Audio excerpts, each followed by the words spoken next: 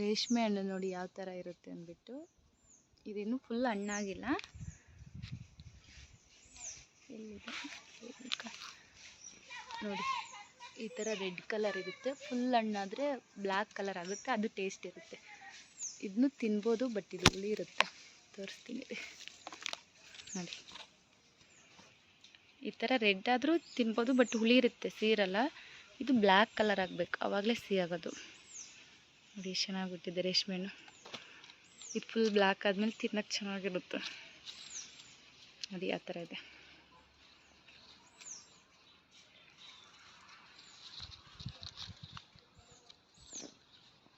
ರೇಷ್ಮೆ ಹಣ್ಣು ಇನ್ನು ಮೇಲೆಲ್ಲ ಇದೆ, ಬಟ್ ಕಾಣಿಸಲ್ಲ.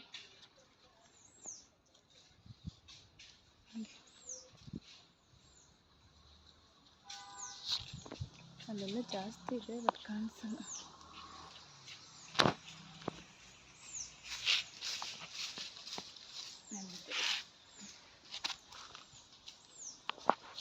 ಇಲ್ಲಿದೆ ನೋಡಿ ರೇಷ್ಮೆ ಹಣ್ಣು.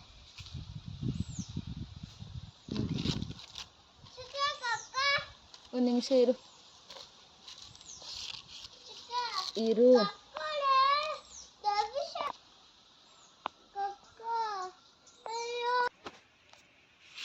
ನೋಡಿ ಹಣ್ಣು ಯಾವ ಥರ ಬಿಟ್ಟು ಕಾಣಿಸ್ತಿದೆ ನೋಡಿ. ರೇಷ್ಮೆ ಹಣ್ಣು ಇದೇನು ಫುಲ್ ಕಾಯಿದೆ. ಒಂದು ಸ್ವಲ್ಪ ಲೈಟ್ ಹಣ್ಣಾದರೆ ಈ ಕಲರ್ ಬರುತ್ತೆ, ರೆಡ್ ಕಲರು. ಫುಲ್ ಹಣ್ಣಾದರೆ ಬ್ಲ್ಯಾಕ್ ಬರುತ್ತೆ ನೋಡಿ.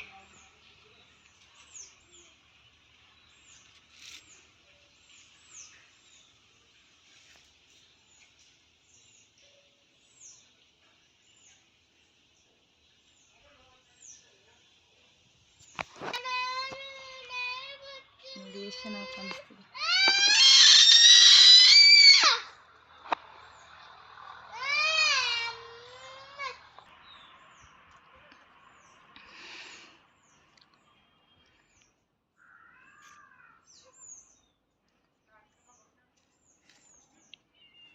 ನೋಡಿ ಎಷ್ಟು ಚೆನ್ನಾಗಿ ಕಾಣಿಸ್ತಿದೆ ಹಣ್ಣು.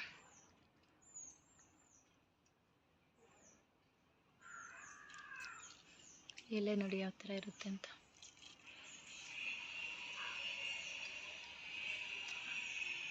ನೋಡಿ ಇಲ್ಲೂ ಇದೆ,